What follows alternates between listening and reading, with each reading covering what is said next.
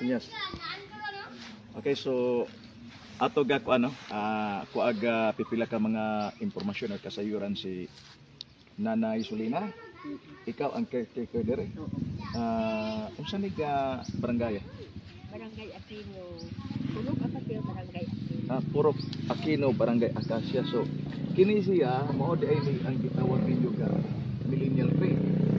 Okay, ang kasagaran sa uban god is gitawag nila century tree. Pero ang tinuodian ang tawag ani is millennial tree.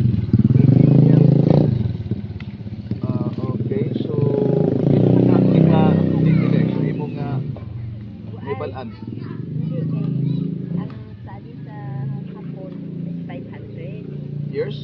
500 years? Ang ano man, ang siliman sa diin ari kay 1,328 years. So mo nang millennial instead century. So hangtod karon gi kuan pa ni gi dugok gi bisita o ga mga Kuan sa badi kung Domingo dami tayo. karon Domingo man medyo Close lang kami. Diri ang bisita diri. so kanus aka mo kanus aman ni nganong na close man ni temporarily Pagbagyo. ay atong Bagyong Tino. Wala man ni kabalo basta ina iki ang ako ang dito mo bali eh. Kasi na magagawa ng bisita. I see. So wala pang bagyo nga Tino. Domingo ug Sabado daghan tawo dire. Oo, daghan.